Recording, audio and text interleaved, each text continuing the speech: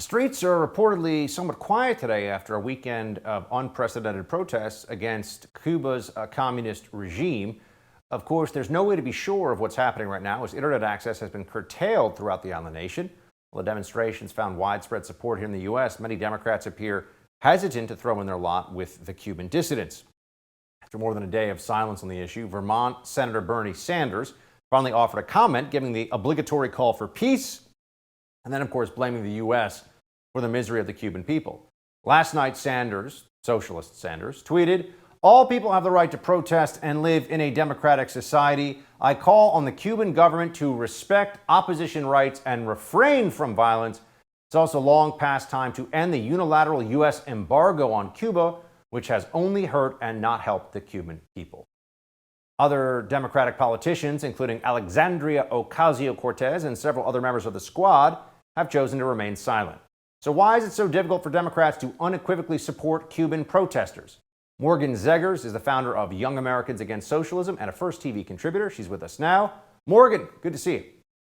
Thanks for having me on, Buck. This is a very important topic, so I'm glad to be talking about it. Yes, you were as we said, you were somebody who has been involved in the fight against socialism, and particularly young people having misperceptions of socialism early on. Is one of the reasons that we don't see a more full-throated, all-out condemnation of the Cuban regime because the media has some sympathy for the commies in Cuba. Absolutely. And it's not just some sympathy, it's straight up propaganda. I don't know if you saw my recent tweet, but I was shocked when I opened up Twitter when this all first started happening a few days ago. And the top trend on my trending list on my twitter.com desktop was that Cuba was protesting and rioting because they didn't have access to vaccinations that they wanted for COVID-19. And okay, that makes sense. They're frustrated they don't have COVID vaccinations.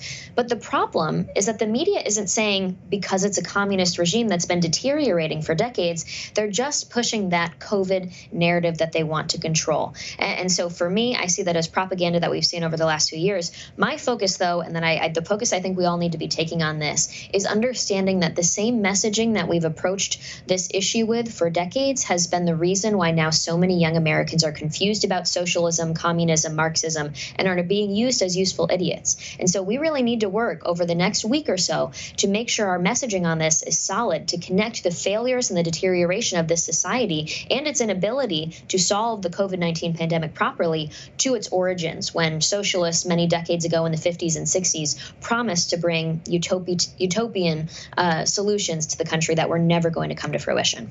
And we've certainly seen in recent years the polling show that particularly younger Americans, people under the age of 30, and particularly those 18 to 22 or so, have a positive view of socialism, which you would think certainly on social media and in some of the younger news outlets out there, younger, I mean really in terms of the platform and their prospective audience, they don't seem to have, I mean, when you compare the rage that Democrats will show and leftists will show toward whether it's Brett Kavanaugh or climate change deniers or whatever. I hate that term climate change denier, but that's what they say. It's an idiotic term. But they get angry at those people. The oppressive, tyrannical, murdering, anti-human rights Cuban regime, they feel like, well, let's let the protest play out. That's all we hear. Let's have solidarity with the right of the people to protest. What's up with that? Exactly. And so people looking at AOC and Bernie and expecting them to all of a sudden flip a switch and say, we must stand with the people of Cuba against their evil, dictatorial communist regime, that's a little naive. I mean, they are pretty communist. And so they're very authoritarian. They are true leftists. For decades, they've been praising this regime, so they're not going to turn their back on it now. They believe in this style of leadership. And so I'll remind you, Buck, Fidel Castro came to power and rejected the term socialist and communist. He said, I am not a communist. This is not a communist nation. I am not a Marxist. I am a democratic humanitarian, is what he called himself. Does that sound familiar, considering the weird, fluffy language that we hear from the radical leftists in America today? So this is a tale as old as time. And what I always think of, you know, the numbers are crazy, like you said. 70%, according to a YouGov poll of young Americans, would vote for a socialist. And that was back in 2019. So imagine how weird things have gotten since then. On top of that, multiple Gallup polls over the years have shown that a majority of young Americans would choose socialism over capitalism. And so you see these numbers, and it's a little freaky at first. A lot of people say it's the participation trophies that we've had passing down to our kids as they grow up. I would say one of the main reasons is that in the school system, when we learn about the 20th century and the history there, we learn about Stalin, we learn about Lenin and Castro, and we learn about Mao Zedong, and we learn about the massive numbers of deaths. But those deaths and what happened in those regimes and those bad guys are not connected to the fact that they came to power promising some really nice things. They came to power promising a more moral, more just, more equitable society. And then, well, once you start implementing their economic policies the same way the left promises they'll do when they get in power, things start to get a little bad. And so it's understanding and connecting those dots for young minds that I think is going to be so important. And so, like I said, the messaging that we take on over the next week and over the next month as we see what happens with Cuba is going to be so important because it's just such an important opportunity for us. The way that with COVID-19 happened with communist China was a really great way for us to reach young minds and educate them about the fact that this regime has a terrible history. It's the same regime from the Tiananmen Square massacre, from the one-child policy, and so on and so on. And so it's really on to us to connect those dots in young minds. Do you think that the silence or relative silence from the Squad, AOC, Ilhan Omar, young members of Congress who are perhaps the most visible far left members of Congress, of course there's Bernie Sanders in the Senate as well, do you think that they'll start to feel like they have to say more about this, or is it just the ignorance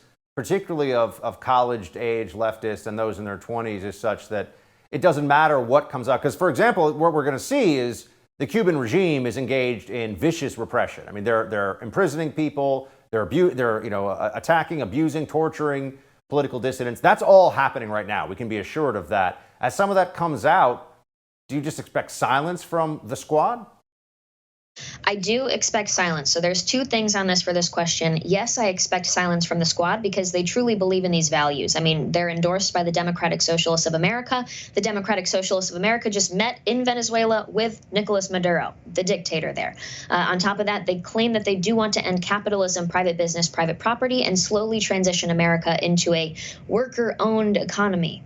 You know what that means. I'm sure everybody with a common sense mind understands what that means. It's when the government takes over and says they're controlling things in the name of the people. And so I think that the radicals in power, they are the true leftists. And Buck, I like to call them the flat earthers of economics because they've seen what's happened throughout history. And they say, I think I'm going to do it right this time. I think we can still make it happen. My focus, and I think our focus on this should be the very naive, misguided, and lied to liberals. So there's a big difference between the radical leftists that are ideological, that are in power, that are manipulating and lying and pushing propaganda, and the very naive and misled young people that do want justice. And so I think with the silence of the radical left, with the silence of the Squad, usually they're the ones so vocal for justice.